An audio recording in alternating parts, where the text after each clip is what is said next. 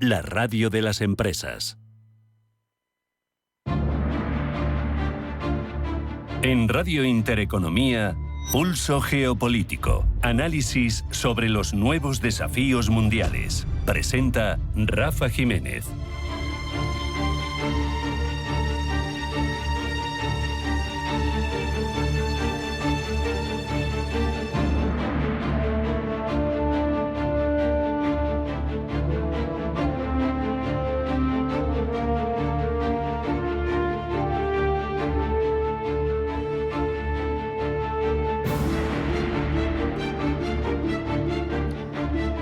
Bienvenidos a Pulso Geopolítico. Parece que Europa olvida que hubo un tiempo en el que se apostó en el continente por una entidad supranacional, un espacio político donde cuestiones como la dignidad humana, los derechos individuales y ciertas garantías jurídicas no dependían en ningún caso del origen, de la raza, del lugar de nacimiento. Esto viene a colación de ese Parlamento Europeo y esa aprobación del llamado Reglamento de Retorno.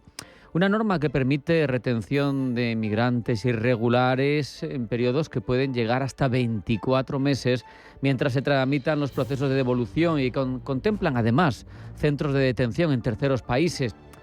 Obviamente no estamos al nivel del modelo estadounidense que hoy representa el ICE bajo la administración de Donald Trump. Todavía existe la tutela judicial efectiva, posibilidad de un recurso, supervisión legal previa antes de cualquier expulsión efectiva.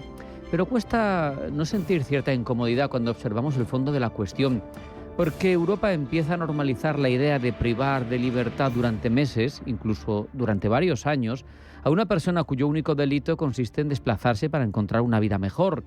Y quizá conviene precisamente detenerse ahí un momento, porque la migración, aunque alguien se empeñe en vendernos lo contrario, no es una anomalía de nuestro tiempo. La migración es literalmente la condición fundacional de la humanidad. No existiríamos como civilización sin migraciones. Toda nuestra historia es una historia de movimiento, de pequeños grupos de Homo sapiens que abandonaban África Oriental, donde existía únicamente un impulso profundamente humano, desplazarse hasta donde existieran mejores condiciones de vida. Si aquellos grupos hubieran permanecido inmóviles, lo más probable es que no existiera lo que existe ahora mismo. Migraron y al hacerlo comenzaron el proceso más extraordinario de intercambio cultural, tecnológico, económico posibles. La agricultura, por ejemplo, nació hace en torno a 10.000 años en el creciente fértil, ya sabe, en esa zona, Mesopotamia, entre el Tigris y el Éufrates, lo que hoy sería Irak, parte de Turquía, de Siria. Fueron migraciones humanas las que extendieron ese conocimiento por Europa, por Asia, por otras zonas del mundo. La rueda, quizá en su momento la tecnología más revolucionaria, sin duda la de la antigüedad, apareció en Asia Central y tardó siglos en difundirse hacia Occidente, como a través de pueblos que migraban en movimiento constante. Pero sería larguísima la lista: la escritura, la metalurgia, las matemáticas, la navegación, la domesticación de animales. Nada de lo que llamamos civilización avanzó de forma aislada. Todo viajó con personas que viajaban. Y si damos un salto más reciente en la historia, encontramos ámbitos y realidades todavía más paradójicas. Estados Unidos constituye el mejor ejemplo, el caso más evidente, el hegemón, la misma nación que hoy lidera algunas de las políticas migratorias más restrictivas del planeta, más deshumanizadoras, la que ha renunciado a la tutela judicial efectiva que caracteriza a cualquier democracia que se precie, es, ¿quién lo diría, viéndolos hoy?, el mayor experimento migratorio exitoso de la historia reciente.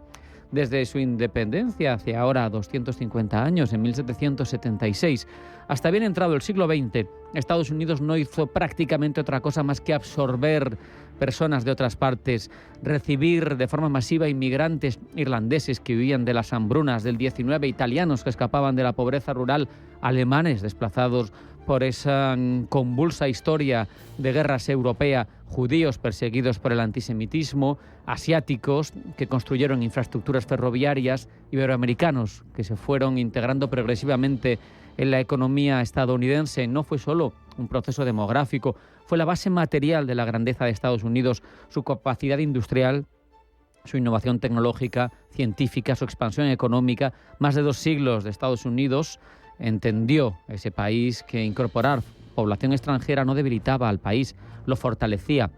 Y sin embargo, eso se ha acabado y reniega de ello, parece haberlo olvidado. Lamentablemente, Europa parece estar recorriendo un camino similar, y eso a pesar de que nuestras sociedades envejecen de forma acelerada. Y sin tenerlo en cuenta, levantamos discursos cada vez más hostiles hacia quienes podrían cubrir precisamente ese tipo de carencias estructurales, porque no es solo solidaridad o responsabilidad humana, que también están primero, en mi opinión, es también inteligencia estratégica. Y es que las grandes civilizaciones crecieron precisamente porque absorbieron diversidad. Roma no construyó un imperio aislándose, incorporó pueblos enteros, élites extranjeras, extendió la ciudadanía más allá de su propia península itálica. La Europa moderna debe buena parte de su prosperidad al desarrollo económico de siglos de circulación constante de comerciantes, artesanos, científicos, intelectuales, desplazándose a lo largo y ancho de toda ella.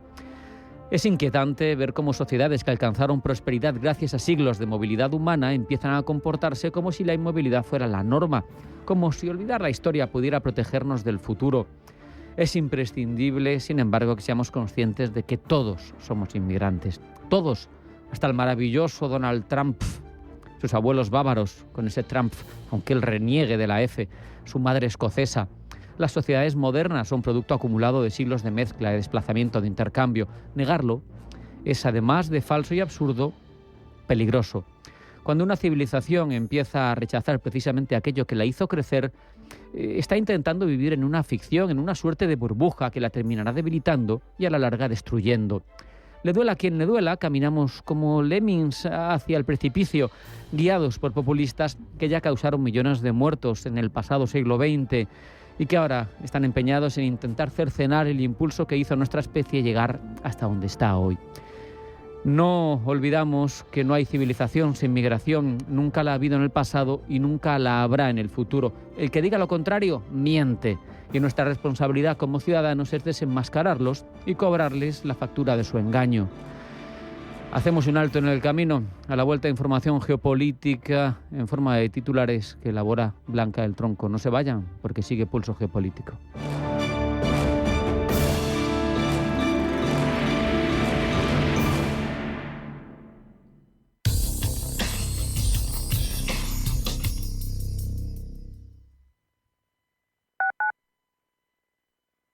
Radio Intereconomía. Información económica en estado puro. Cada año se tiran a la basura en la Comunidad de Madrid más de 100.000 toneladas de envases de cartón y gran parte de ese material podría reciclarse si lo separamos correctamente desde el origen. Un simple gesto puede cambiar nuestro futuro, porque cada vez que eliges reparar, reutilizar y reciclar, estás apoyando la economía circular y sumándole años a nuestro planeta. Reciclar con conciencia debería ser tendencia. Comunidad de Madrid. Somos aquello que siempre quisiste ser. Creamos aquello que siempre quisiste tener. Las reglas del juego han cambiado. Somos traders. Operamos. Black Bear Broker. El broker de los traders. Este verano, la música vuelve a un lugar único. La explanada del Palacio del Infante de Luis se llena de noches mágicas, conciertos al aire libre y emociones bajo las estrellas. Disfruta de las veladas del Palacio 2026 en Boadilla del Monte. No te quedes sin vivirlo. Consulta toda la programación y consigue más información en www.ayuntamientoboadilla.com. El cambio es constante y en el sector financiero y asegurador la experiencia marca la diferencia. Con cerca de 1.000 profesionales, presencia en 7 países y una trayectoria de más de 2 décadas, Carácter es el referente en consultoría estratégica y digitalización. En Carácter lideramos la transformación con soluciones avanzadas en operaciones, gestión de riesgos y talento clave. ¿Estás listo para dar el siguiente paso? Carácter, Beyond Your Challenge. La espera ha terminado. Que empiece el caos. Descubre el nuevo espectáculo DC Super Villains Stunt Show en Parque Warner Madrid. Acrobacias sobre ruedas, persecuciones y los supervillanos más icónicos de DC. Entradas desde 32,90 euros.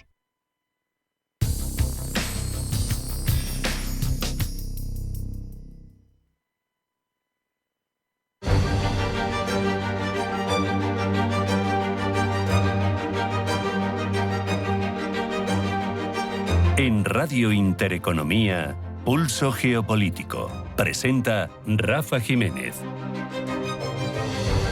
Elabora la información geopolítica Blanca del Tronco. Blanca, bienvenida, buenas tardes. Buenas tardes. Irán confirma que el estrecho de Hormuz está completamente abierto. Así lo ha asegurado el embajador iraní ante Naciones Unidas, quien ha precisado que los barcos no tendrán que hacer ningún pago para utilizar esa vía marítima, al menos durante 60 días. Todo dependerá, asegurado, del resultado de las negociaciones. Estas, a nivel técnico, por cierto, ya han terminado. La siguiente fase involucrará a un comité de alto nivel. Entre tanto, en Washington, quinta ronda de negociaciones entre Israel y Líbano. Conversaciones que en esta ocasión se prolongarán durante 3 días. Israel, no obstante, reitera que sus tropas no abandonarán el sur del Líbano, donde aseguran tienen libertad total de acción contra Hezbollah, pese al frágil alto el fuego que ambas partes respetan sin ataques desde el domingo. Una comisión de la ONU vuelve a acusar a Israel de genocidio. En esta ocasión por ataques deliberados a niños palestinos en Gaza. Según el Consejo de Derechos Humanos de Naciones Unidas, el ataque deliberado contra los menores es uno de los elementos clave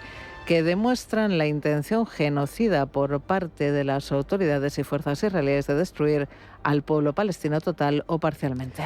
Mark Rutte inicia visita de 3 días a Estados Unidos. El secretario general de la OTAN viaja a Washington mientras los aliados se tratan de rebajar las tensiones transatlánticas antes de la cumbre anual de la OTAN de julio. Según fuentes de la alianza, Rutte confía en recomponer las relaciones entre Washington y sus aliados en la OTAN tras meses de tensión por la oposición europea a la campaña militar estadounidense e israelí contra Irán. Se cumplen hoy 10 años del referéndum que dio lugar al Brexit. Y 10 años después, el gobierno británico vuelve a estar sumido en una crisis política. La dimisión ayer de Starmer ha puesto en marcha el proceso para elegir a un sucesor al frente del Partido Laborista y del gobierno, en el que el exalcalde de Manchester, Andy Burnham, parte como favorito al contar con un amplio respaldo interno. Y otra dimisión, la del segundo gobierno de Lituania, en menos de 2 años. La dimisión del Ejecutivo actual era esperada después de que el pasado día 18 3 partidos políticos lituanos de orientación ecologista y centroizquierdista firmaran un acuerdo de coalición encabezado por el líder de los socialdemócratas.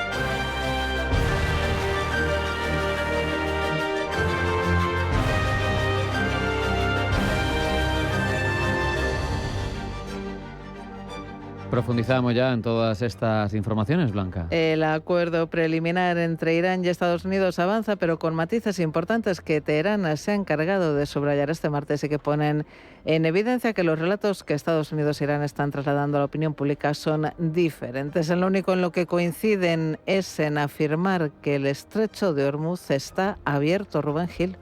El estrecho de Hormuz está abierto y ese es el único punto en el que Washington y Teherán coinciden. El embajador iraní ante Naciones Unidas en Ginebra, Ali Bahreini, ha confirmado que el paso está completamente operativo para el tráfico comercial y que los buques podrán transitarlo sin ningún pago durante los próximos 60 días, el plazo fijado para negociar un acuerdo definitivo. Y ahí por ahora acaba el consenso. Sobre el futuro del estrecho, Bahreini ha advertido de que las cosas no volverán a ser como antes de la guerra. Irán entiende que sus enemigos utilizaron esa vía para equipar bases militares en el Golfo Pérsico y atacar su territorio, y no está dispuesto a que eso se repita. La forma que tomarán las nuevas condiciones de tránsito no las ha precisado, aunque ha asegurado que Irán lo discutirá con Omán, país con el que comparte la soberanía del estrecho. Sobre los fondos descongelados, el choque es frontal. Trump aseguraba que los activos iraníes liberados, 12.000 millones de dólares en 2 tramos, serían supervisados por Washington y Qatar y destinados a comprar productos agrícolas estadounidenses. Bahreini lo ha desmentido sin ambajes. Será Irán y solamente Irán quien decida cómo se usan esos fondos. Pero hay más contradicciones. La más llamativa hace referencia a las inspecciones nucleares. El vicepresidente estadounidense J.D. Vance afirmaba ayer que Irán había accedido a nuevas inspecciones de la Agencia Internacional de la Energía Atómica en sus instalaciones. Teherán lo niega rotundamente.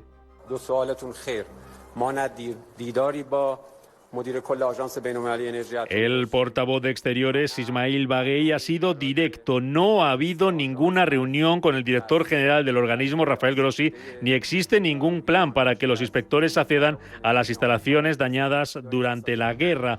En este contexto de contradicciones, Irán reconoce que negocia con mucha prudencia porque, dicen desde Teherán, no hay razón para confiar en Estados Unidos. Todavía quedan por constituir 2 grupos de trabajo que negociarán en paralelo las sanciones y el programa nuclear. El camino hacia un acuerdo definitivo en 60 días se perfila largo y con versiones muy distintas según quien lo cuente. Y mientras Irán fija sus condiciones, la Casa Blanca lanza un mensaje muy diferente desde Washington. La portavoz Karoline Leavitt ha salido a despejar cualquier duda sobre el alcance del acuerdo que Donald Trump está dispuesto a firmar con Teherán. Es ridículo, dice, asumir que Trump alguna vez firmaría un acuerdo que se compare de cualquier manera, forma o figura con el desastroso acuerdo que firmó Barack Hussein Obama. Ellos le dieron al régimen iraní pales de dinero en efectivo. Este acuerdo garantizará que beneficia no solo los intereses de seguridad nacional de Estados Unidos, sino también al pueblo estadounidense. Trump, dice Leavitt, se encargará de ello. El mensaje de fondo es claro: este acuerdo será distinto. Según el Leavitt, garantizará los intereses de seguridad nacional de Estados Unidos y beneficiará directamente al pueblo americano. Trump nunca firmará un acuerdo que no sirva a este país y a nuestros intereses de seguridad nacional. Un mensaje que contrasta con lo que Irán está trasladando desde Ginebra, donde su embajador insiste en que Trump negociará con prudencia, que no hay razón para confiar en Washington y que será Irán quien decida qué hace con su dinero. Dos relatos que por ahora, como vemos, apuntan en direcciones muy distintas. Y seguimos en Washington porque allí se reúnen hoy de nuevo las delegaciones de Israel y el Líbano, aunque las señales que llegan desde Tel Aviv no invitan al optimismo. Gemma González. Pocas señales para el optimismo trasladan las autoridades israelíes. El ministro de Finanzas israelí, Bezalel Smotrich, ha advertido de que las fuerzas israelíes no se retirarán del sur del Líbano mientras Hezbollah siga existiendo. Para Smotrich, desarmar a la organización no es suficiente. Debe ser completamente destruida. Algo, dice, que Israel se lo ha dejado claro a los estadounidenses. El problema es que esa posición choca frontalmente con el memorando firmado esta semana entre Washington y Teherán. La retirada israelí del sur del Líbano es una de las condiciones que Irán puso sobre la mesa y que Estados Unidos aceptó recoger en el acuerdo, una contradicción que complica enormemente cualquier avance en las negociaciones. A esta tensión se suma un giro llamativo del primer ministro Benjamin Netanyahu. En un discurso este martes, Netanyahu ha asegurado que Israel debe desarrollar su propia industria de defensa y liberarse de la dependencia de Washington.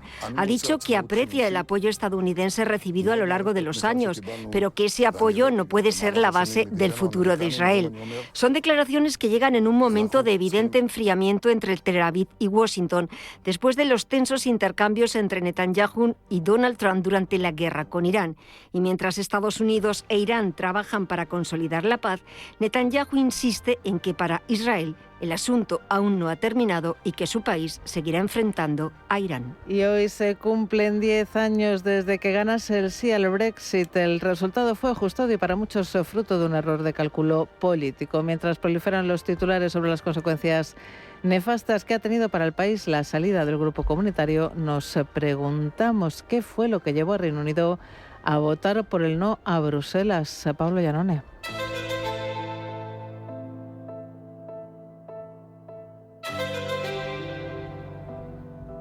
El Brexit fue votado por los británicos, pero creado por los políticos. El primer ministro del momento, David Cameron, atravesaba un momento peliagudo.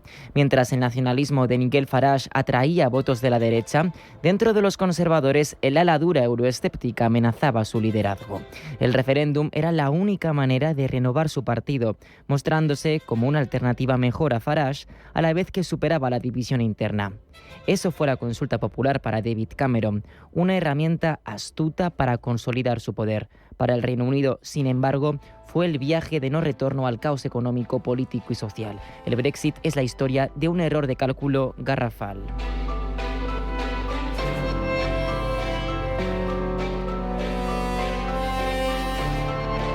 El ala más euroescéptica de los conservadores y el nacionalismo de Farage eran el continuismo de un Reino Unido que jamás había estado del todo comprometido con la Unión Europea. We are not anti-European.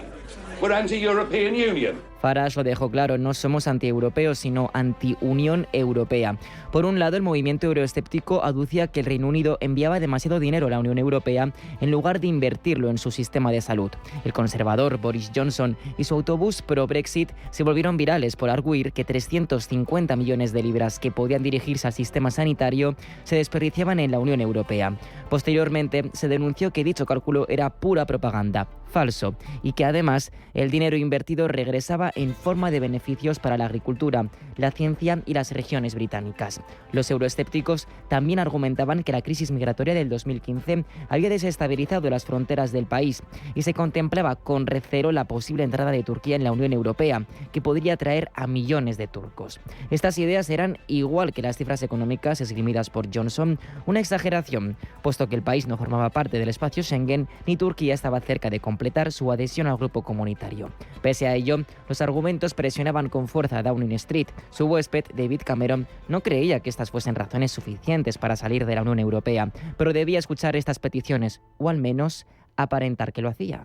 So the next Conservative manifesto in 2015 Así que anunció que se renegociarían las condiciones con la Unión Europea en la próxima legislatura y que una vez establecido un nuevo acuerdo, se votaría el referéndum. Para sobrevivir, Cameron se aferró a un doble cálculo político. El primero, que no obtendría mayoría absoluta en las elecciones de 2015, de modo que sus socios de coalición bloquearían la propuesta del referéndum y él podría renunciar a ella sin coste político, habiendo cumplido con el objetivo de reunificar el voto de la derecha.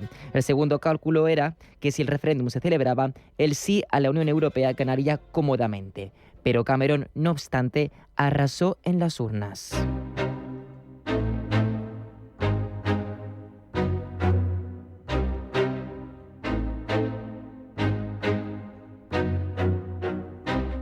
Al verse atrapado por su propia mayoría absoluta, se vio obligado a convocar la consulta. Antes logró un acuerdo que permitía al Reino Unido recortar las ayudas sociales a los nuevos inmigrantes comunitarios durante sus primeros 4 años, eximir al país del compromiso de avanzar hacia una unión cada vez más estrecha y obtener garantías para proteger la libra frente al euro.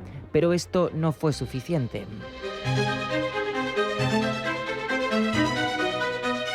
La renegociación reforzó la idea de que la inmigración europea era un problema grave, validando los argumentos de una oposición que hasta entonces estaba debilitada. Cameron no solo fortaleció a los nacionalistas, sino que fue incapaz de unificar las posturas dentro de su propio partido, lo que fulminó la credibilidad de su mensaje. Acudió a informes del Tesoro británico, el Fondo Monetario Internacional y el Banco de Inglaterra, que sostenían que el Brexit provocaría una recesión inmediata, una devaluación brutal de la libra y un aumento del desempleo. Pero todos estos factores en contra se interpretaron como un discurso negativo contra la salida, no como un relato en positivo a favor de Europa.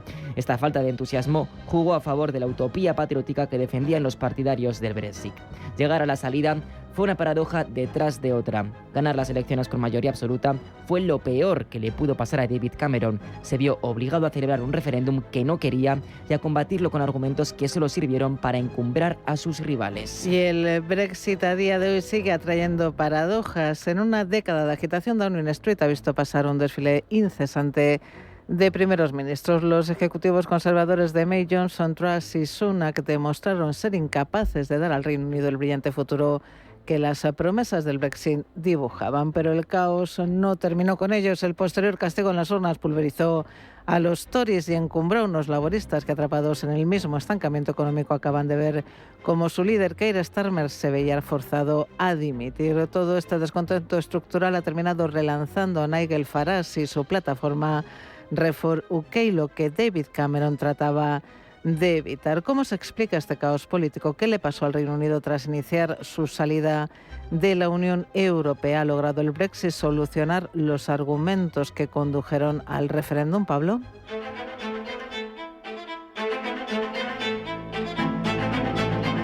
El Brexit prometía recuperar el control, pero lo que desató fue inestabilidad política. David Cameron no estaba dispuesto a dirigir un proyecto en el que no creía.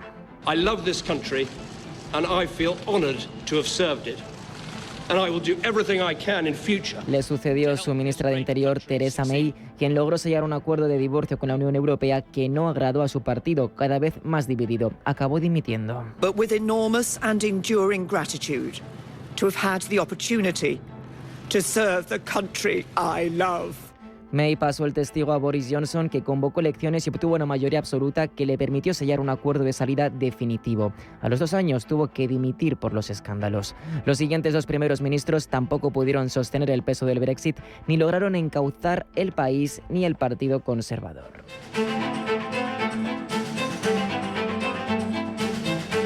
David Cameron se equivocó cuando confió en que el referéndum uniría a su partido, pero acertó con sus pronósticos sobre las consecuencias económicas del Brexit.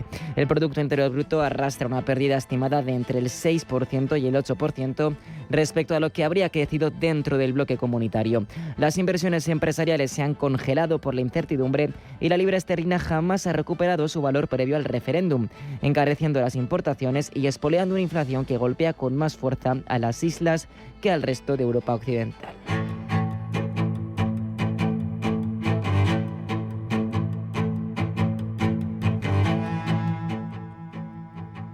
Pero la gran ironía descansa sobre los propios argumentos que motivaron el Brexit. ¿Se solucionaron los problemas?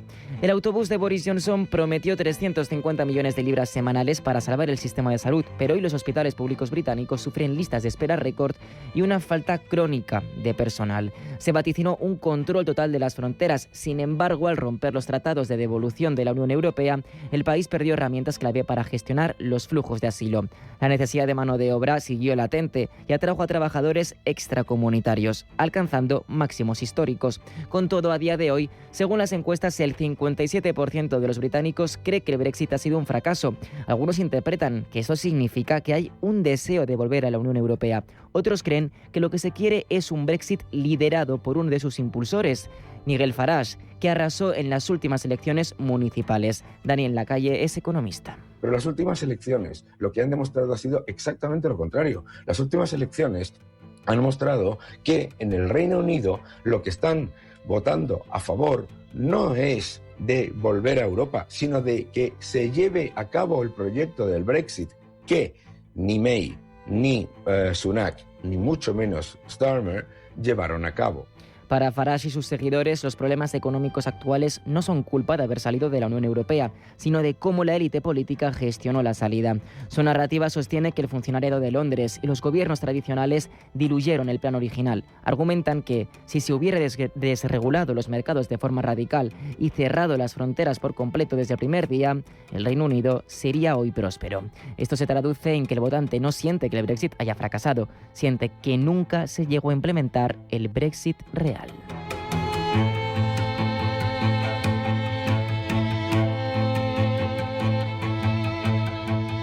En Radio Intereconomía, Pulso Geopolítico. Soy Carlos Miguel Sanz de Grupo Gali Prevención. El respaldo financiero de Iberaval y el ICECIL nos ayuda a seguir trabajando por la seguridad y la salud de las empresas. Iberaval, financiación empresarial.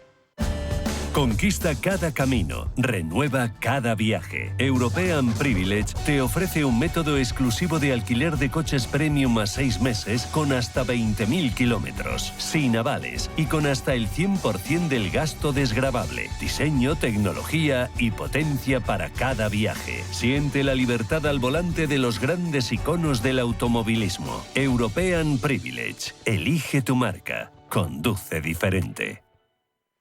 Quizá buscas el ruido del caudal de un río, o tal vez prefieres encontrarte con la paz monumental de un silencio enclaustrado. A lo mejor eres de esas personas que tienen un buen gusto, capaz de catar sabores únicos. Caminas, pedaleas o corres, pero siempre tienes claro dónde ir. Y sabes que aquí tenemos tu calma, tu locura, tu patrimonio, todo lo que eres, todo lo que quieres, sin ir más lejos. Provincia de Segovia, naturalmente. ¿Destaca tu pyme o empresa por su buena gestión y solvencia? Acredítala en la 9ª edición del certificado CIEGE de El Economista e Informa, el sello que reconoce la excelencia empresarial. Impulsa tu reputación, adquiere visibilidad en eleconomista.es y demuestra el valor de tu compañía obteniendo el certificado.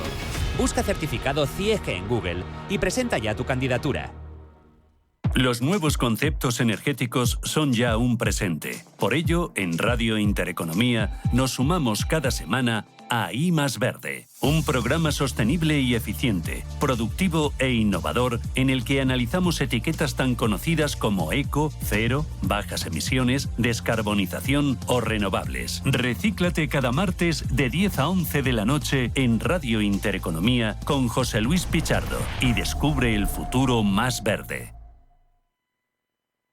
Radio Intereconomía, la radio de los negocios para estar bien informado. Eres lo que escuchas.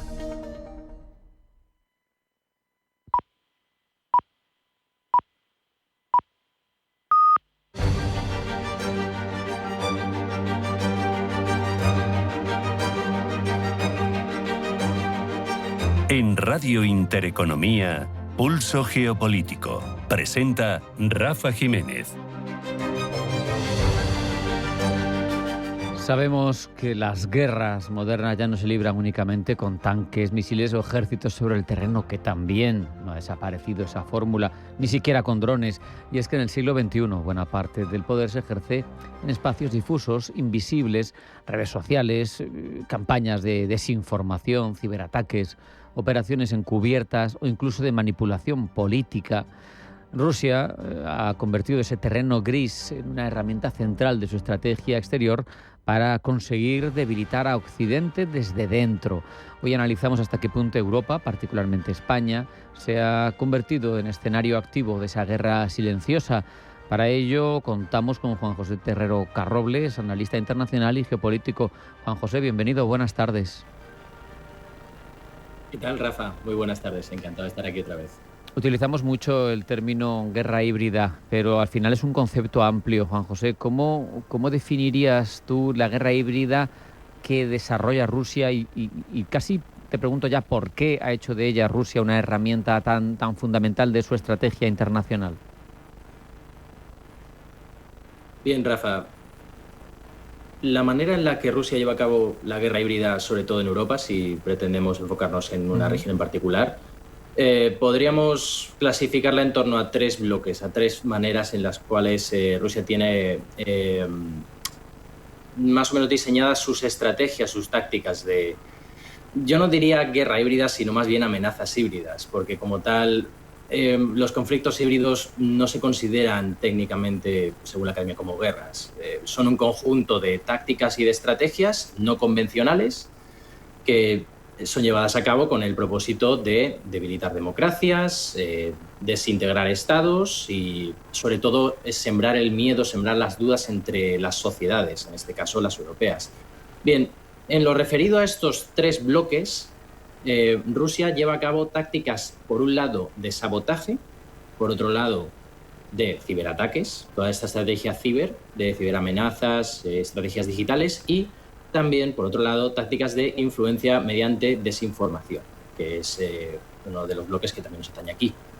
Entonces, Europa, desde estos últimos años, se ha visto desbordada, sobre todo a partir del conflicto ucraniano, por estas tres tácticas. Dependiendo geográficamente de dónde nos encontremos, vamos a ver distintas formas de proceder por parte de los servicios secretos rusos y todos esos espías que no pertenecen directamente a todas estas agencias de seguridad del Estado ruso. Dentro del escenario europeo, como bien dices, Juan José, hablábamos de la proyección de este tipo de amenazas híbridas de Rusia hacia Europa. España aparece con cierta frecuencia como un terreno sensible de su interés. ¿Qué factores geopolíticos crees tú que hacen que Rusia pueda considerar o haya considerado a España como un país merecedor de sus operaciones de influencia? Bien, Rafa, lo primero que hay que decir es que últimamente, estos últimos años, se ha estado escuchando la falacia de no, pero si esto está muy lejos, si España está muy lejos de Rusia. A mí me parece un argumento muy simplista y lo que hay que aclarar es que ya nada está tan lejos como parece. España no está tan lejos de Rusia. La geopolítica de este mundo actual, tan caracterizada por la incertidumbre, la interdependencia y el surgimiento de nuevos medios, sobre todo en el ámbito tecnológico, nos da a entrever que España no está tan lejos de la amenaza rusa como parece. Por mucho que no salgamos en ese mapa de misiles que salió al principio del conflicto ucraniano, que parecía que ninguno iba dirigido a Madrid o por lo menos más allá de los Pirineos, no nos dejemos engañar, porque lo que sí que hemos estado viendo es, a través de sus últimos años y ya incluso antes de la guerra de Ucrania, que España ya ha sido azotada por la amenaza rusa, sobre todo pues, por todos estos servicios de inteligencia y todos estos agentes que contactan de forma directa o indirecta con ellos. Sin irnos más lejos, tenemos el caso de Cataluña, el proceso de 2017. Algo que la gente no sabe es que entre 2014 y 2019 al menos 7 agentes de los servicios secretos rusos, en concreto del GRU, de la inteligencia militar, estuvieron viajando a Barcelona. Y según un informe de la Comisión Europea, están acreditadas las reuniones entre emisarios rusos y Puigdemont, el expresidente de la Generalitat catalana, que se encuentra ahora mismo en fuga. Entonces, el proceso independentista catalán sí que está instrumentalizado por Rusia. Y no es que Putin sea votante de Esquerra o sea votante de Junts, no, eso no le interesa. No le interesa los motivos por los que Cataluña pretende ser independiente. En esta situación, lo que le importa es debilitar a un miembro de la OTAN, a un miembro activo y de pleno derecho tanto de la OTAN como de la Unión Europea.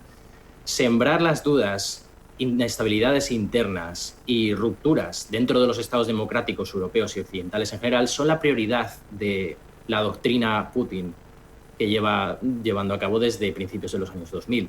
Entonces eso es lo que podemos ver por un lado, que tenemos a Rusia intentando quebrantar las democracias desde dentro.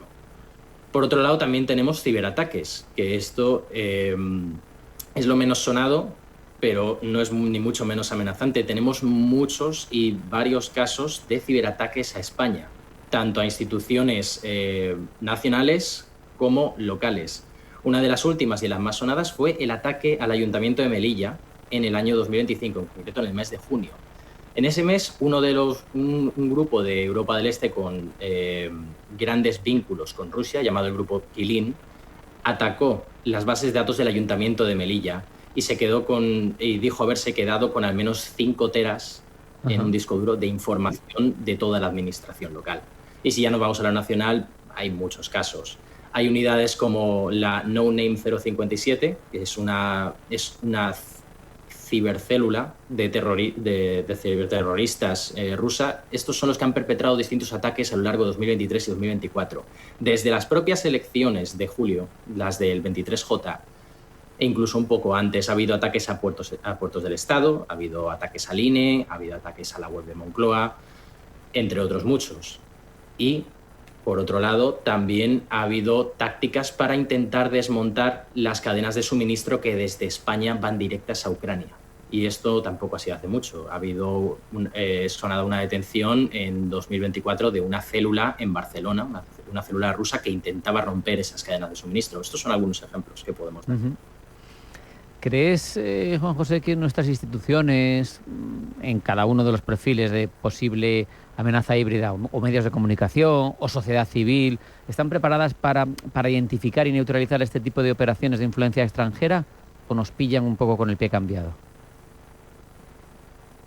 Pues, Rafa, es una respuesta muy complicada. De hecho, nos pueden pillar con el pie cambiado porque las tácticas rusas cada vez se vuelven más sofisticadas con el uso de nuevas tácticas a nivel tecnológico, como la emergencia de nuevos recursos como la inteligencia artificial. En Europa en general, lo que se ha visto, sobre todo en este conflicto, es que se está recurriendo a nuevos recursos tecnológicos para sembrar esa desinformación. Un ejemplo que puedo dar es el caso de las redes doppelganger, las websites clonadas. Estas son redes que aparentemente fingen ser medios occidentales que dan noticias falsas o exageradas y tienden a generar confusión. Un ejemplo, en Francia, durante los comienzos de la guerra de Ucrania, se filtró una falsa web del Ministerio de Defensa francés que decía que se iba a mandar a un cierto número de ciudadanos franceses a la guerra, o de que se estaban ocasionando problemas para darle acceso a los migrantes ucranianos. Ese tipo de noticias pues desorientan a la población civil y las sociedades pierden esa confianza en sus instituciones. Claro, pero resulta paradójico que las democracias, con su apertura informativa, con sus contextos legales garantistas, precisamente son más vulnerables a quienes utilizan de forma espuria esa libertad para erosionar a su vez la sociedad. ¿Cómo se combate una amenaza así sin correr el riesgo de poner en peligro las libertades democráticas?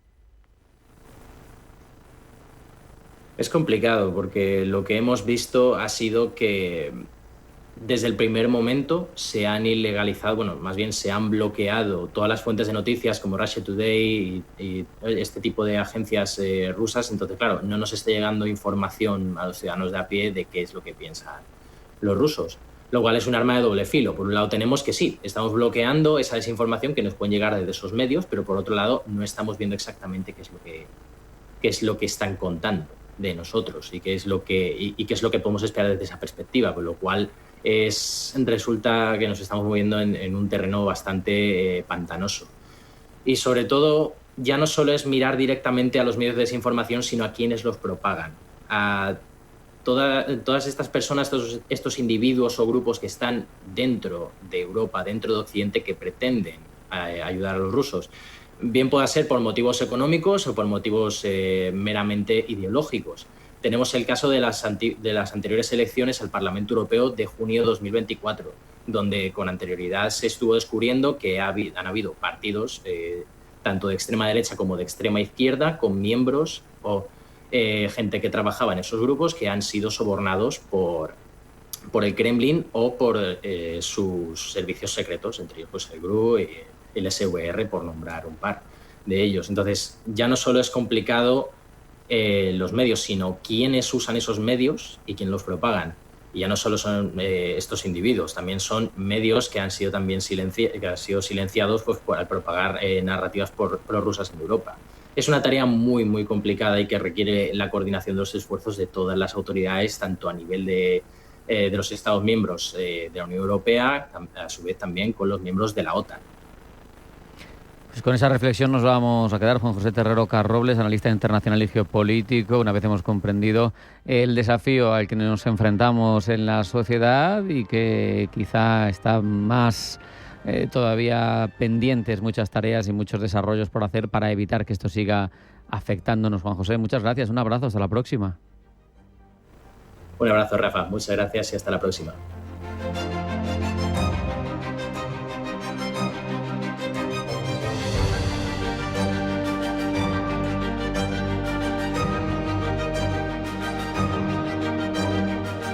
En Radio Intereconomía, Pulso Geopolítico.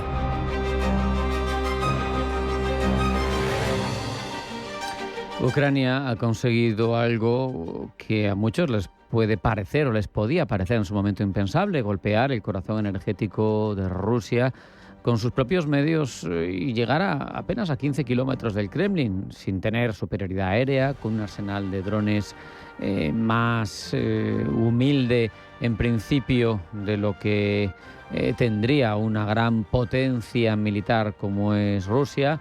Hemos visto ataques en este pasado mes en el que no son episodios aislados, son evidencias de que Kiev ha construido una capacidad de proyección de su poder que desafía las distancias geográficas del conflicto, que obliga a Moscú a defender su retaguardia como si fuera el Kremlin, y esa guerra simétrica ya no parece de supervivencia, sino que entra a intervenir en la ecuación de el conflicto, no solo sobre el terreno. Para Putin parece un problema, pero en cualquier caso queremos analizar la dimensión real de este desafío que parece plantea Kiev ahora mismo. Lo hablamos con José Ángel López, profesor de Derecho Internacional y Relaciones Internacionales de la Universidad Pontificia Comillas. José Ángel, bienvenido, buenas tardes. Hola, buenas tardes, ¿qué tal? La primera pregunta que yo me hago como lego en la materia, no conozco en profundidad las capacidades de Ucrania ni el conflicto, es ¿por qué ahora es capaz de golpear así y no antes? ¿Qué ha cambiado en la capacidad de Kiev? Porque manejar bien los drones los maneja desde hace mucho tiempo. Bueno, han cambiado sustancialmente varios elementos o varios factores. Sobre todo tendentes a un objetivo principal, que era el de cortar las rutas de suministro, especialmente las que abastecen a Crimea y desde Crimea pues al resto del frente en el sur de Ucrania, y entorpecer la logística y por lo tanto hemos llegado a una situación en la que, por ejemplo, pues la semana pasada ya se ha cortado cualquier suministro de energético, de petróleo, de gas, que no sea exclusivamente o que no esté exclusivamente orientado hacia el frente entre los habitantes de la península de Crimea.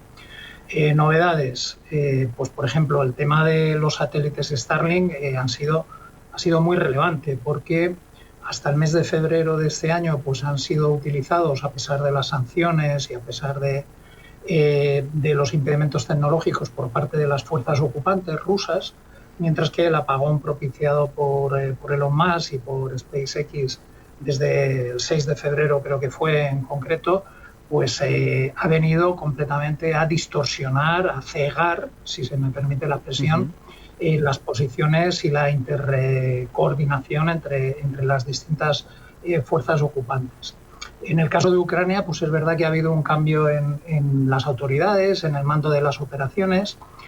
Hay un uso ya extensivo del sistema Delta. El sistema Delta lo que permite es mapear completamente todo el frente de batalla utilizando precisamente la información suministrada por drones, por satélites, por radares e incluso por las tropas a pie. Y desde luego la potenciación del sistema tanto de producción como de uso generalizado de drones pues ha permitido ataques en posiciones de retaguardia tanto en el frente como incluso en territorio ruso. ¿Qué ha cambiado desde el punto de vista del efecto de los drones? Bueno, Ucrania se ha convertido en la potencia mundial en fabricación de drones y en la calidad de los mismos, puesto que tiene distintas gamas, tiene hasta 5 o 6 gamas diferentes, dependiendo de la autonomía que tienen de vuelo, llegando incluso a por encima de 300 kilómetros de distancia desde donde son lanzados. Tienen una capacidad para ser orientados autónomamente, es decir, a través de robots y a través de la propia inteligencia artificial.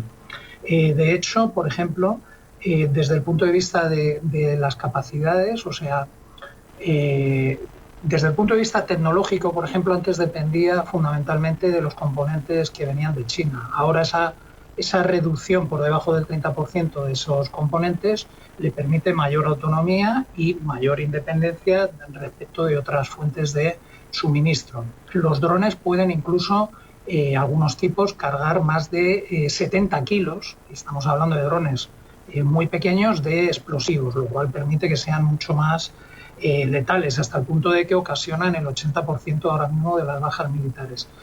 Luego hay otra serie de condicionantes, que es que desde el punto de vista de la producción, ahora mismo Ucrania puede fabricar más de 20 millones de drones de los distintos tipos anualmente. Es decir, lo único que necesita es fundamentalmente financiación que ha estado recibiendo en buena medida por parte de la Unión Europea. Y luego, desde el punto de vista también de las capacidades que tienen estos drones, es una autonomía fantástica para trazar hojas de ruta que permiten entrar como un cuchillo en una mantequilla en las defensas del sistema aéreo defensivo de Rusia, que también tiene, si luego podemos comentar, también tiene otras deficiencias, claro, que ha acarreado todo este tipo de cuestiones.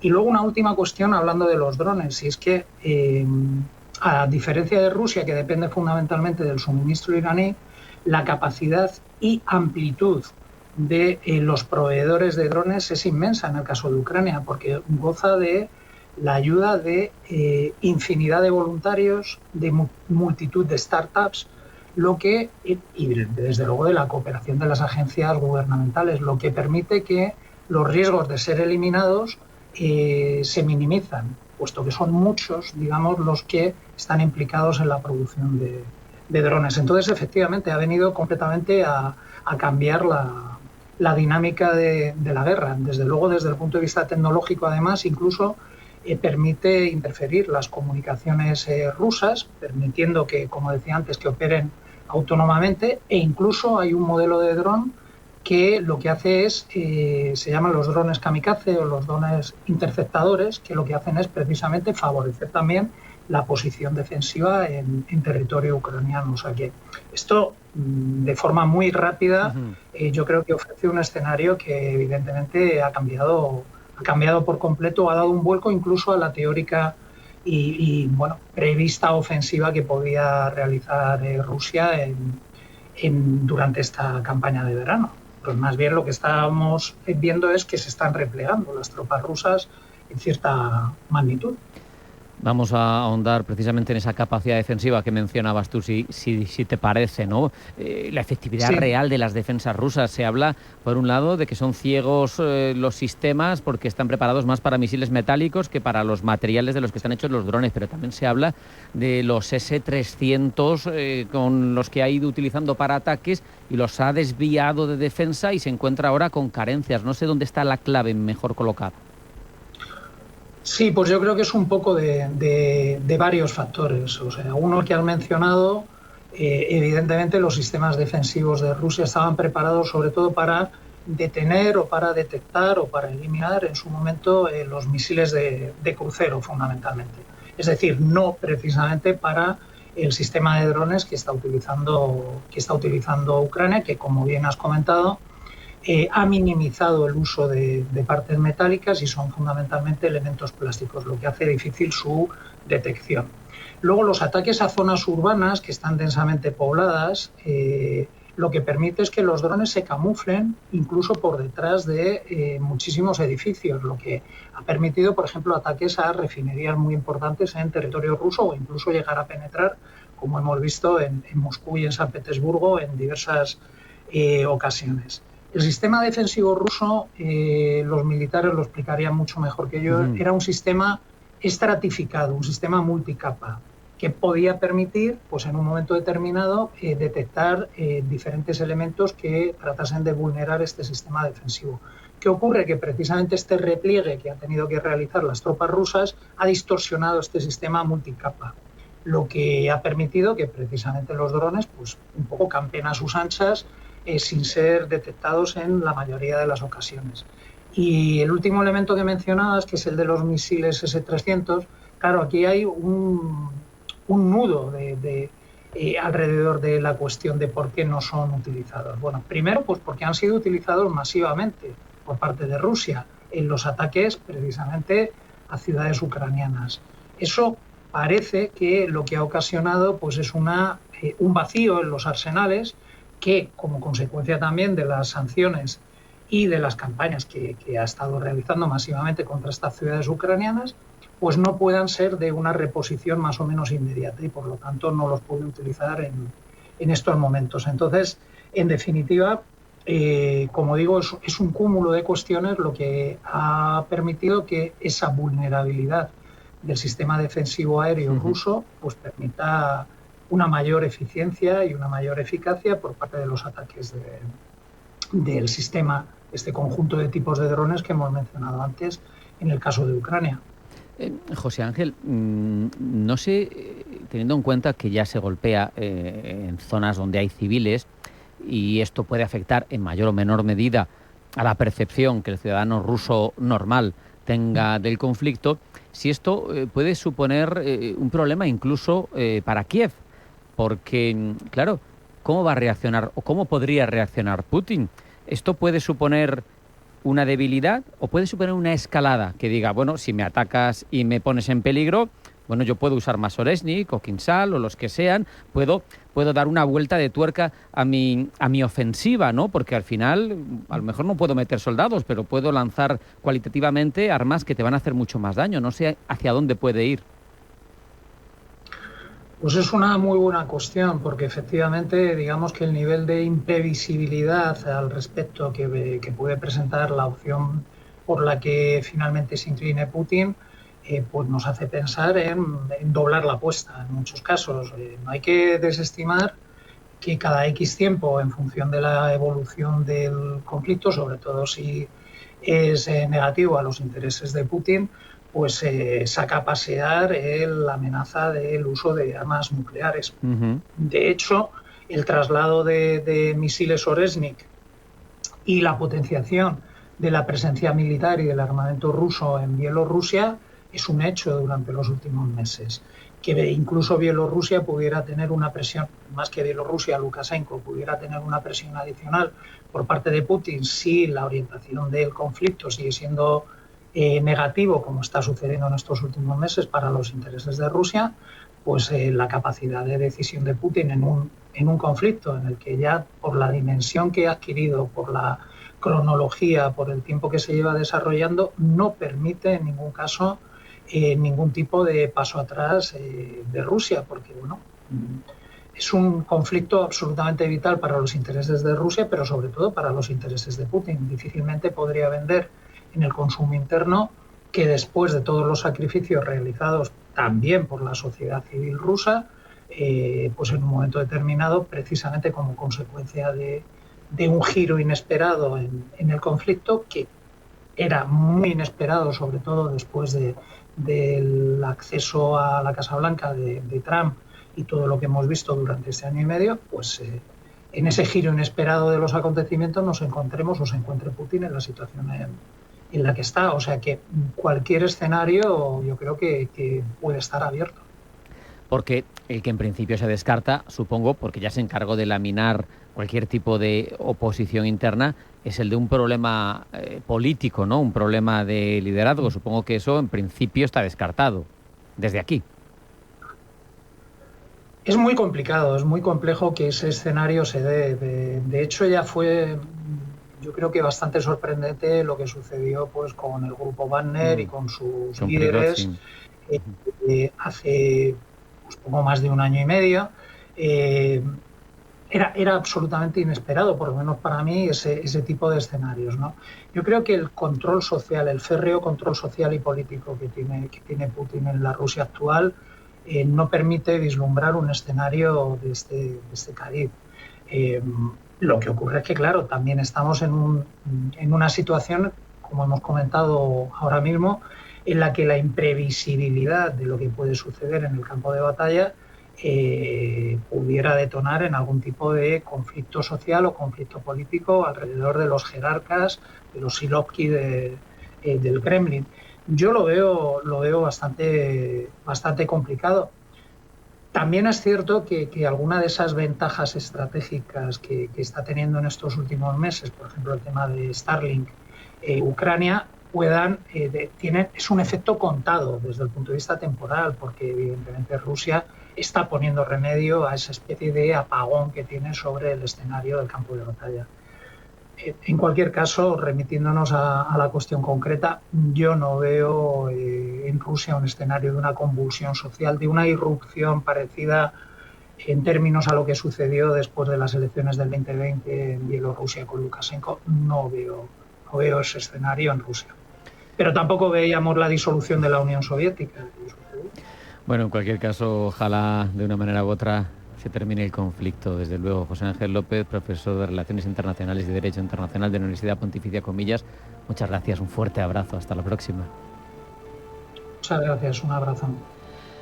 Hasta aquí esta edición de Pulso Geopolítico. Como siempre les pido, sean felices, pasen buena tarde y acudan a su cita mañana con nosotros. Esto es Pulso Geopolítico. Hasta mañana.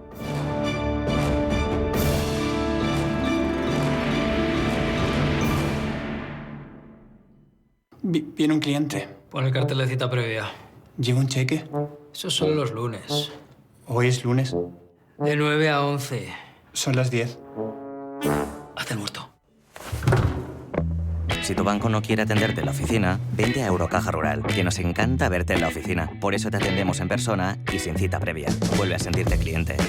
Eurocaja Rural, la banca que tú quieres. Dursan, elige tu coche. Dursan, compramos tu coche. Dursan, Dursan, automotor Dursan. Compra, vende al mejor precio. Dursan, tu coche perfecto. No es nuevo, es Dursan.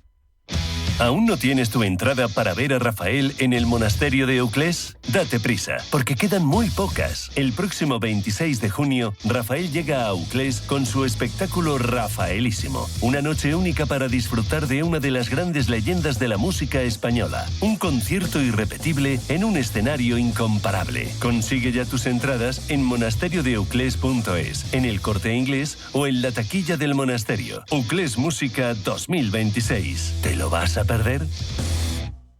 ¿Tienes un evento y se te ha olvidado el merchandising? Tranquilo. En MK Promo te resolvemos el susto. Fabricamos y personalizamos productos promocionales para empresas, campañas, ferias y eventos. Y lo hacemos en España, desde nuestros talleres propios. MK Promo. Merchandising corporativo hecho aquí. Rápido y bien. Entra en mkpromo.es o escribe a comercial@mkpromo.es. Antes de que amanezca te acompaña, escucha y ameniza las mañanas en Radio Intereconomía. Antes de que amanezca, con Guillermo Sancho Muela. De martes a viernes, de 6 a 7 de la mañana, en Radio Intereconomía. La radio no sabe dónde estás, pero tú siempre sabes dónde encontrarla. La radio es auténtica. Intereconomía.